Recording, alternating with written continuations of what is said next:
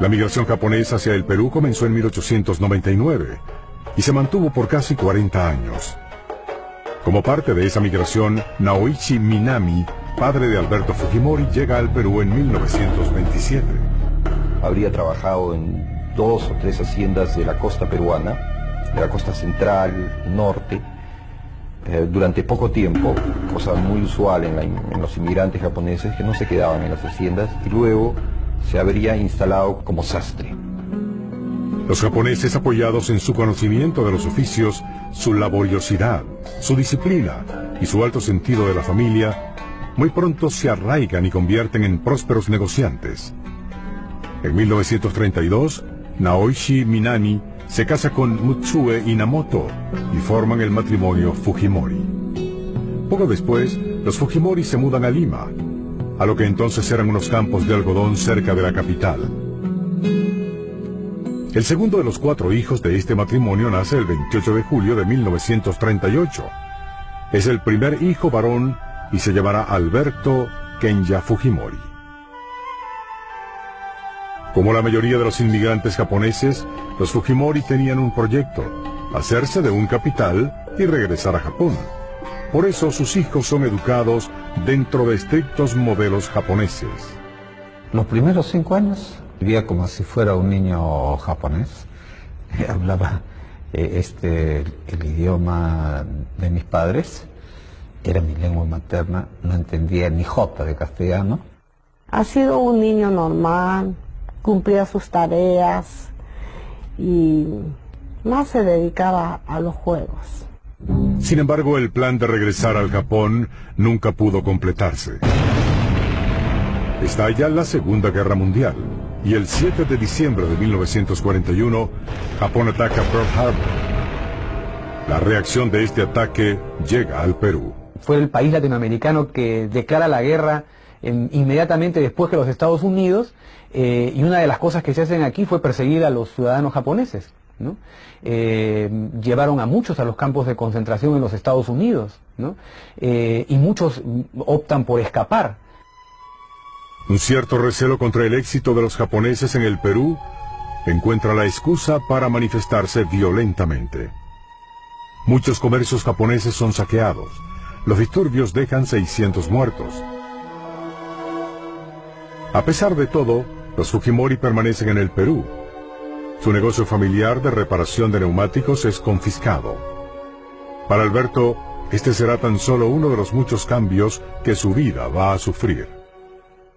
Y Alberto Fujimori es de la primera generación, digamos, de hijos de japoneses que reciben ya una educación absolutamente nacional, en colegios nacionales, ¿no? Se cierran los colegios japoneses.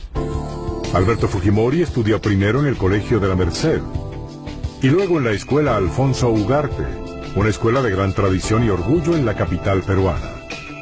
La influencia peruana con las tradiciones aquí en que me formé en el colegio, un excelente colegio, fue reforzada con actitudes y conceptos importantes, creo, en la vida de uno, ¿no? Por ejemplo, la disciplina, o la puntualidad, la perseverancia, la constancia. Entonces esas son cualidades que, digamos, en el Japón antiguo se practicaba. Guiado quizás por la relación de su padre con la agricultura, Alberto Fujimori se matricula en 1957 en la Universidad Agraria de La Molina. Allí obtiene el primer puesto de su promoción en 1961. Él nunca ha desperdiciado su tiempo. Cuando la tienda estaba desocupado, él estudiaba, y cuando estaba ocupado la tienda, ayudaba a mis padres y después salía a repartir. En esa época teníamos florería y cuando tenía que repartir, salía a repartir en bicicleta. No formaba grupos de trabajo que hacíamos en La Molina. Él siempre era muy individualista en sus estudios, pero sumamente estudioso, considerado siempre el primero en la clase y como hombre muy inteligente, ¿no? Al graduarse, Alberto Fujimori se convierte en profesor de matemáticas de la Universidad de La Molina. Realiza estudios especializados en matemática y física, primero en Estrasburgo y luego en Wisconsin. Él ha sido, bueno, el mayor de los hombres y mis otros hermanos menores ya estaban casados. Y mi mamá decía que tiene que casarse rápido porque ya se está volviendo viejo, ¿no? En 1974 contrae matrimonio con la ingeniero Susana Higuchi. De esta unión nacerán 4 hijos. Establecido académica y económicamente, profesor respetado, padre y esposo dedicado, Fujimori necesita plantearse nuevas metas. Cuando era estudiante no pensaba en introducirme en la política, pero claro, me preocupaba la situación del país. Veía la enorme diferencia tanto en la situación económica como la social. En 1984 es nombrado rector de la Universidad de La Molina. Siendo rector, dirige durante año y medio un espacio televisivo abierto al debate de la problemática peruana. Algo en él comenzaba a despertarse. En medio de profundas diferencias y discriminaciones raciales y económicas, el Perú venía intentando desde principios de siglo diferentes reformas de su sociedad que pudieran resolver el retraso del país y las crecientes presiones sociales. Durante más de 50 años, los gobiernos democráticos se alternan con opciones militares tratando de sacar al país adelante. Sin embargo, todos los intentos fracasaron, generando una serie de inquietudes en las clases más desposeídas del Perú. Para las elecciones de 1990, el panorama del Perú no puede ser más desalentador. Una inflación récord mundial del 7000%. Falta de credibilidad en los partidos. Un movimiento subversivo, expansivo e implacable. En ese momento, y para asombro de todos, aparece en la escena política un desconocido profesor de matemática, Alberto Fujimori. Había necesidad de una participación y lo consideré como una obligación, por cuanto era presidente de la Asamblea Nacional de Rectores, un deber, y por eso es que participé. Fujimori y un pequeño grupo de colaboradores fundan Cambio 90, un movimiento que se propone llegar a la presidencia ese mismo año. Fujimori debía enfrentar a las élites tradicionales del poder y a la figura brillante y aparentemente invencible de Mario Vargas Llosa. Reconocido novelista, también sin experiencia política, pero poseedor de un innegable prestigio. La situación no parecía aconsejar el enfrentamiento, pero Fujimori tenía sus propias convicciones. Los sorprendentes resultados electorales le darían la razón. Después de la primera vuelta en las elecciones peruanas de 1990, solo quedan 2 candidatos, Mario Vargas Llosa y Alberto Fujimori. Todos los partidos tradicionales han quedado fuera del juego. Tras una segunda votación, Alberto Fujimori gana las elecciones presidenciales con el 62% de los votos, casi el doble de lo que consigue Vargas Llosa. ¿Cómo explicar este inesperado resultado? O japonés se parece más a los hijos de los indígenas peruanos que a un blanco peruano, por sus rasgos físicos, por su actitud silenciosa, por su falta de elocuencia a la hora de hablar castellano. Ahí hay una identificación cultural, racial, fisiológica y psicológica. El apoyo de las clases populares, de los pequeños comerciantes y de minorías segregadas había llevado a Alberto Fujimori hasta el Palacio de Gobierno, pero para mantenerse allí necesitaba encontrar otro tipo de apoyo. Su alianza con los militares, ¿no? Fujimori se encuentra frente a un país muy complicado, muy difícil de gobernar, y sin equipo, sin partido, sin gente que le dé forma, que lo ayude. Entonces es un poco como un reflejo, buscar que su partido sea el ejército. Esta alianza será clave para que Fujimori pueda aplicar severas medidas para enfrentar la profunda crisis del país. Perú se encontraba fuera del sistema del Banco Mundial y del Fondo Monetario Internacional. Las reservas internacionales eran menores a $150 millones. A nivel de economía interna, el panorama no era más alentador para el país. Había perdido su capacidad de defensa interna. No estoy hablando en términos militares, sino en términos económicos. Capacidad de defensa interna es la población, su capacidad de comprar, su capacidad de intercambiar, su capacidad de invertir de las empresas. Además de cuestionables políticas económicas, la debilidad manifiesta de un Estado que no podía contener el terrorismo contagiaba de inseguridad al aparato productivo peruano. La sensación que se tenía en este país era que Sendero Luminoso, sobre todo, no tanto el MRTA, pero Sendero Luminoso, un día iba a tomar Palacio de Gobierno. Abimael Guzmán, un antiguo profesor de filosofía en la zona andina de Ayacucho, inspirado en las ideas de Mao Zedong y las suyas propias, había fundado Sendero Luminoso, la más temible organización terrorista del Perú, nacida en mayo de 1980 con un claro objetivo: crear una utopía andina que tiene matices camboyanos, que tiene matices polpotianos por el método que emplea, que es extremadamente terrorista, como nunca se había conocido en el Perú. Sendero Luminoso asesina a los campesinos que no colaboran con ellos, a los alcaldes que se oponen, controlan los cultivos de coca y obtienen financiamiento del narcotráfico. Los jueces, amenazados de muerte, liberan a los senderistas apresados. Fujimori enfrenta una situación de emergencia en la que el narcotráfico, terrorismo e insolvencia económica se alimentan entre sí, como una serpiente que se muerde la cola. El país era inviable en esos momentos, era ingobernable. La violencia seguía incrementándose. Había un riesgo de caos económico si no hacíamos las reformas. Entonces, frente a esa situación y para que nuestra incipiente democracia no colapsara, había que tomar medidas drásticas. El 5 de abril de 1992, Alberto Fujimori disuelve el Congreso elegido democráticamente.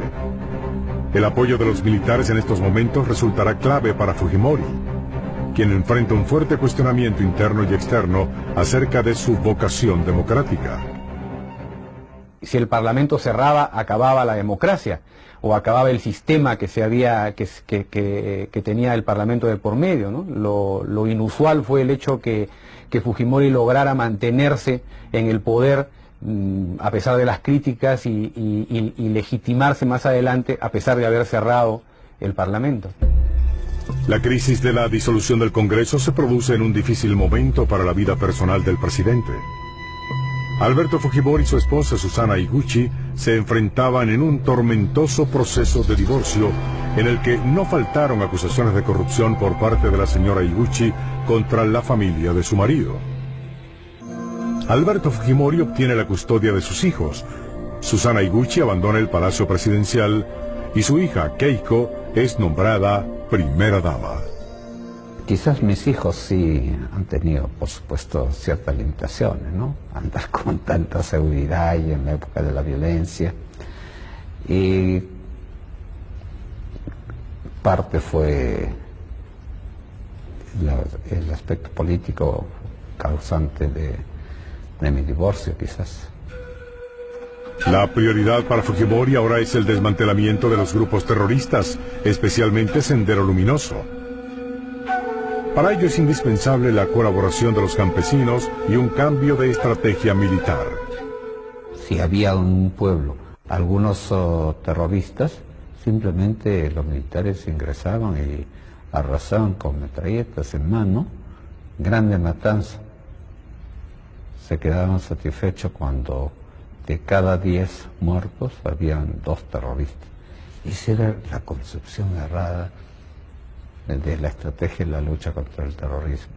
Los militares se habían transformado en enemigos. Los campesinos son armados y entrenados y comienzan a enfrentar a los terroristas ayudados por el ejército. Pero será en un barrio residencial de la capital, Lima, donde tendrá lugar un hecho decisivo en la lucha contra Sendero Luminoso. El 12 de septiembre de 1992, Abimael Guzmán es capturado y se convierte en el preso 1509. Después de un cuidadoso operativo de inteligencia, había ocurrido lo impensable. Este hombre, del que muchos comenzaban a sospechar que no existía, era exhibido frente a las cámaras como un animal salvaje. Que es una captura hecha con inteligencia, en dos sentidos de la palabra, con inteligencia de la mente del presidente, pero además con el servicio de inteligencia, con esa fuerza oscura, oculta, eso que algunos llaman el poder detrás del trono, que se llama la inteligencia. En el frente económico, Fujimori tiene que dar otra batalla, esta vez contra las expectativas generadas en su propio programa de gobierno, en el que se prometían cambios graduales. Juan Carlos Hurtado Miller, ministro de Economía durante ese periodo, es el encargado de anunciar las duras medidas que serán llevadas a cabo. Él traía otra fórmula, traía otro consejo del grupo de economistas que tenía, y sin embargo lo que le propusimos nosotros era radicalmente distinto y radicalmente profundo, y el inicio era muy fuerte, y Fujimori sabe aceptar el cambio y lo asume. Fujimori acaba con los subsidios, elimina exoneraciones arancelarias, establece el impuesto a las ventas y aumenta el precio del combustible hasta en un 1500%. En otros países donde se habían aplicado medidas menos severas, se produjo una violenta reacción popular. El pueblo creo que estaba harto de tener una situación inestable y esperaba medidas radicales. Y Fujimori supo entender eso y dimos las medidas radicales y no hubo una reacción popular, una aceptación, y realmente el éxito final del programa es el sacrificio del pueblo. Para 1993, Perú se reinserta en la comunidad económica internacional. Apoyos económicos de todo el mundo comienzan a llegar en una señal evidente de confianza. En ese mismo año se promulga la nueva Constitución del Perú, que fortalece la estructura del Estado y del poder central. Se establece la pena de muerte para los terroristas y se permite la reelección. A pesar de la severidad de las medidas económicas y de la crítica de algunos sectores políticos a la actitud autoritaria del presidente, la popularidad de Alberto Fujimori en 1995 permitía esperar una fácil reelección. Y en enero de ese mismo año electoral, vientos de guerra soplan desde la frontera con Ecuador. La cordillera del Cóndor es una línea montañosa al norte del Perú que delimita parcialmente su frontera con Ecuador, frontera que nunca estuvo completamente demarcada. Las diferentes interpretaciones de los sucesos históricos que han afectado este territorio mantienen abonado el terreno para continuos roces y enfrentamientos entre los dos países. La cordillera del Cóndor era como un barril de pólvora.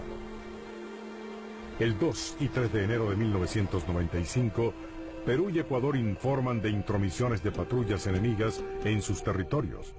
El 26 de enero comienzan las hostilidades.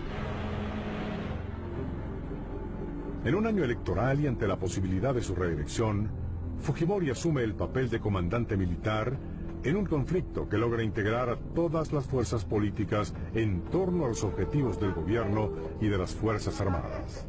El 17 de febrero de 1995, en la ciudad de Itamaraty, en Brasil, Ecuador y Perú, firman una declaración que pone fin a las hostilidades y deja abierto el camino para acabar con 30 años de ausencia de diálogo.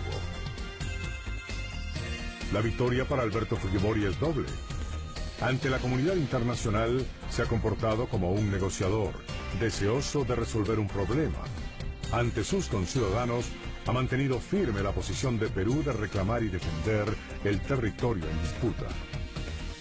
Fortalecido con esta imagen de negociador firme, Fujimori se presenta a las elecciones de 1995 con unas posibilidades bien diferentes a las que enfrentó en 1990. Fujimori cuenta además con el aval de haber conseguido logros concretos que por mucho tiempo eran el anhelo de los peruanos. La gente estaba satisfecha por los éxitos alcanzados en la lucha contra la subversión y en la lucha contra la inflación. Entonces la vida cotidiana era, entre comillas, relativamente mejor. Eso le trae un caudal político enorme a Fujimori, aparte de su carisma personal.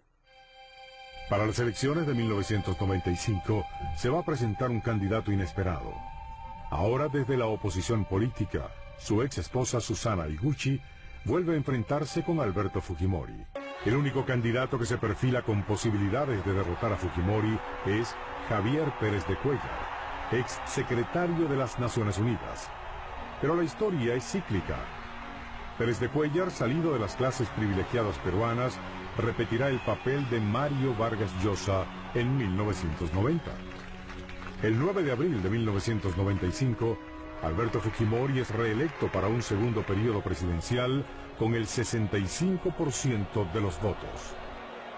Los éxitos alcanzados en su primera administración hacen que el segundo gobierno de Fujimori deba cumplir con nuevas expectativas, especialmente en el área económica.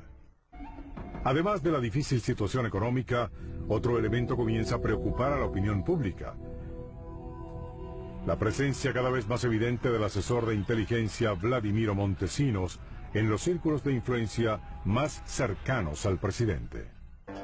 La figura de Montesinos, mantenida dentro de un cierto halo de misterio, emergía siempre en los momentos cruciales del gobierno de Fujimori: la captura de Abimael Guzmán, la derrota de la guerrilla o el control del narcotráfico.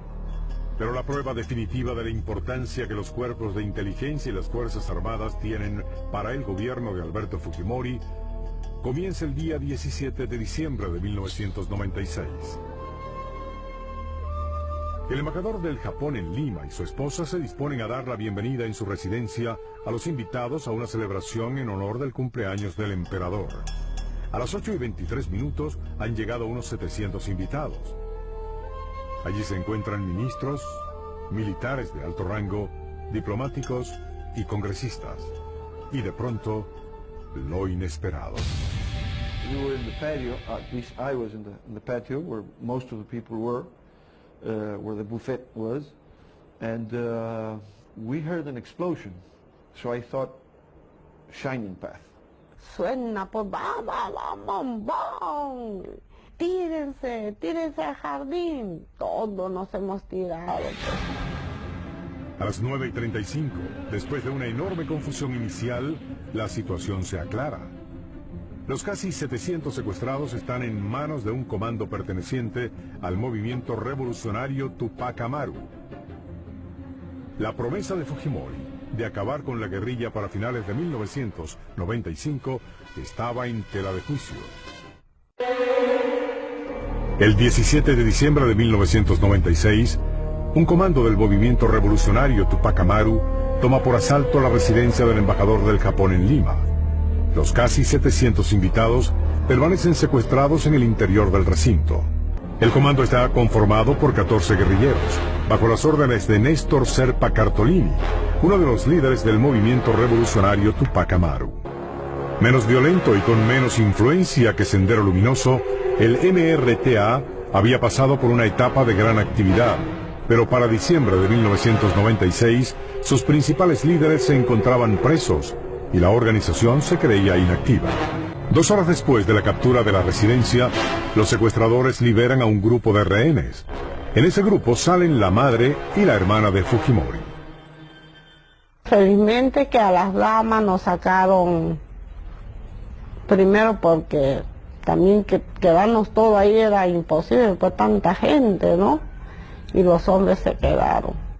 Algo comienza a inquietar a Serpa Cartolini: el silencio de Fujimori. Si es que ejecutaba a uno de los rehenes, y en especial al canciller o al embajador japonés, ellos podían considerarse hombres muertos.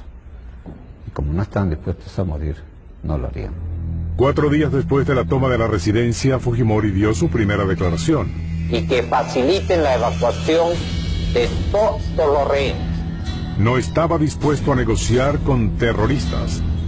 Otro grupo de rehenes es liberado. Entre ellos se encuentra el congresista Javier Díez Canseco, miembro de la oposición, que da a conocer las primeras peticiones de los terroristas: liberación de presos del MRTA, humanización de las medidas económicas del gobierno, un rescate de $100 millones y un salvoconducto. Pasan los días. Comisiones negociadoras y captores sostienen rondas de conversaciones destinadas a tratar de resolver la delicada situación sin llegar a nada. Las organizaciones internacionales tratan de mediar. Los gobiernos le exigen a Fujimori la seguridad de los 72 rehenes que aún permanecen dentro de la residencia. A nivel informativo, Lima se convierte en un centro de atracción. Dentro de la residencia, la situación se iba haciendo más y más tensa. El gobierno desde los primeros días había cortado los servicios telefónicos, de luz y de agua. Esporádicamente, patrullas de la policía o militares provocaban incidentes con intercambios de disparos. Entre febrero de 1997 y los primeros días de abril del mismo año, el presidente Fujimori realiza una gira que abarca los Estados Unidos, Canadá, República Dominicana, Inglaterra, Bolivia y Cuba, buscando un posible asilo para los secuestradores. A pesar de la liberación de varios grupos de rehenes, el estancamiento de las negociaciones hace que una temida solución de tipo militar esté cada vez más cerca. Decidí mantenerme frío, con una frialdad, por supuesto, extremo, pero también con el riesgo calculado. El 22 de abril de 1997, 72 rehenes esperan dentro de la residencia del embajador de Japón en Lima. Los 2.200 periodistas que cubren el secuestro no tienen otra expectativa más que reseñar la entrega de alimentos por parte de la Cruz Roja. Algunos secuestradores mantenían su guardia de rutina. La mayoría de ellos jugaba fútbol en la planta baja de la embajada. A las 3:22 de la tarde, una terrible explosión sorprende a todos.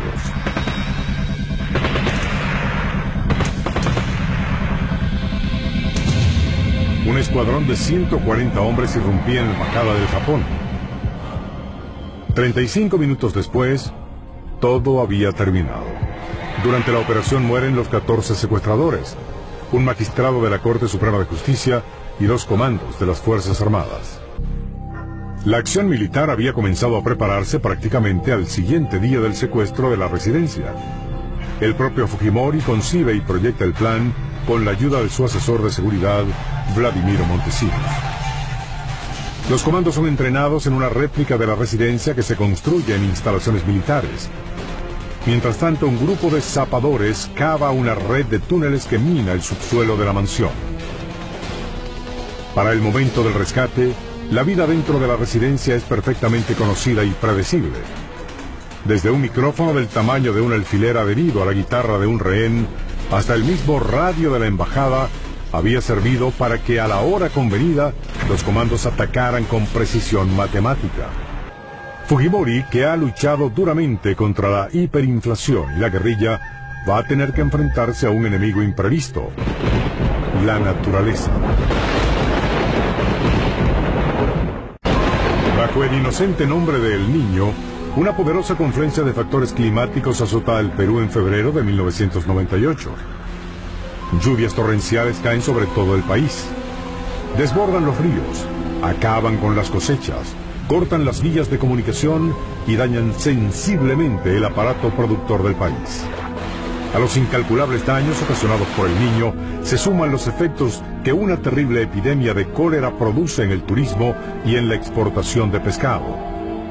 Fujimori, que ha aprendido a convertir la realidad en un triunfo político, personalmente aparece al frente de las operaciones de rescate y control de daños en las zonas afectadas.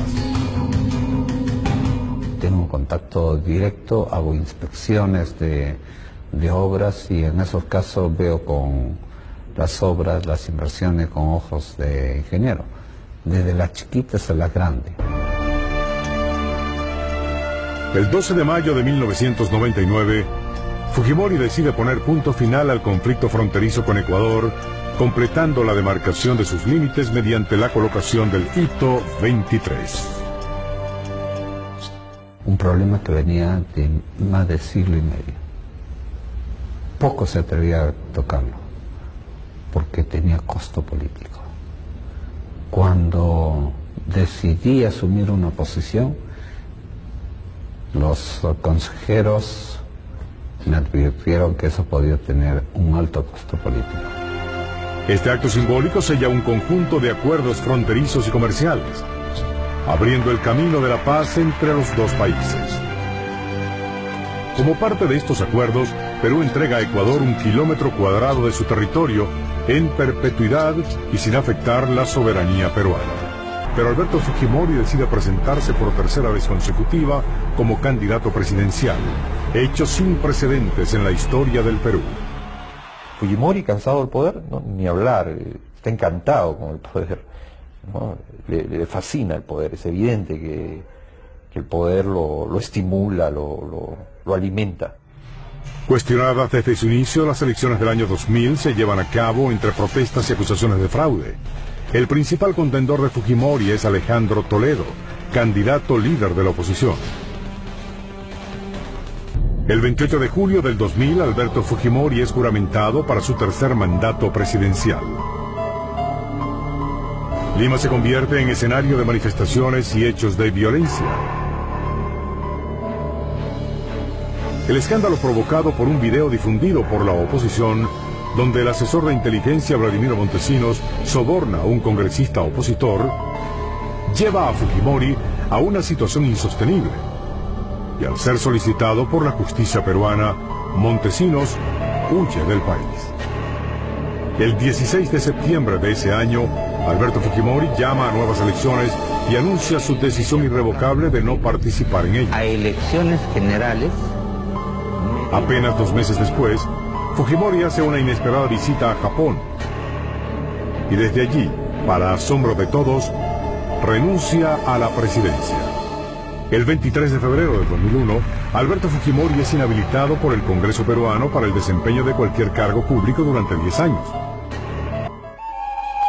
Criticado o defendido, temido o admirado, condenado o imitado, Alberto Fujimori ha pasado a ser parte de la historia del Perú contemporáneo. I think he put order in several things with a very high price. El sistema político se había suicidado. Lo que él ha hecho es hacerle la autopsia al cadáver. Él es uno de los políticos más hábiles que ha conocido la historia del Perú del siglo XX. Mientras la verdad comienza a darle paso al mito, Alberto Fujimori aguarda a que la historia dé su veredicto acerca de un hombre que convirtió el trabajo de presidente en un ejercicio matemático. En noviembre de 2005 viaja a Chile con la intención de lanzarse de nuevo a la presidencia del Perú. Para que no quede duda alguna que arribaré en el momento oportuno al Perú. El pueblo no quiere fujimorismo sin Fujimori. Pocos días después es apresado por solicitud de las autoridades peruanas. En Chile permanece 2 años tratando de evitar que lo extraditen. Mientras tanto, sus partidarios ganan 13 asientos en el Congreso peruano, incluyendo uno para Keiko, la hija de Fujimori. En septiembre de 2007, Fujimori es finalmente extraditado. Una vez en Perú, es confinado en una celda especial y pocos días después comienza a ser juzgado.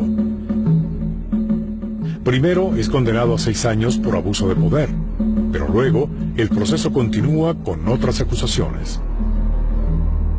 A raíz de mi gobierno se rescata los derechos humanos de 25 millones de peruanos, sin excepción alguna. Si se cometieron algunos hechos execrables, los condeno, pero no fueron orden de quien habla. Yo por eso, señor presidente, rechazo los cargos, totalmente. ¡Soy inocente! El juicio es transmitido por televisión y seguido de cerca por los peruanos. Complicaciones en la salud del expresidente lo demoraron con frecuencia. Yo en realidad tenía, además del problema de la enterocolitis, tenía el problema del sangrado de la lengua y un ardor bastante intenso. Sus hijos permanecen siempre a su lado. Tras más de 80 testimonios, se debate hasta qué punto Fujimori es o no responsable directo de los crímenes cometidos. Puedo decir, sin ningún apasionamiento, pero con total convicción, que mi estrategia de pacificación fue la correcta. No me arrepiento de haberla llevado adelante. En todo este tiempo, Fujimori niega los cargos, sosteniendo que las acusaciones responden a motivaciones políticas. Sé que mi legado permanecerá, y lo hará no solo a través de mi obra física, sino a través del legado de paz y desarrollo, de justicia e inclusión. Un legado para el presente y el futuro, que no tengo duda, continuará mi hija Keiko y por el que seguirá luchando mi hijo Kenji. En un momento, el acusado asume su propia defensa, pero no puede evitar lo que resulta inminente. Keiko, su hija, abandera la defensa de su legado y el anhelo de quienes ven en su gobierno un tiempo de conquistas para los peruanos. Todavía, muchos lo aclaman por sus logros. Desde prisión, Fujimori continúa anhelando su libertad, o al menos ver el día en que su nombre sea reivindicado.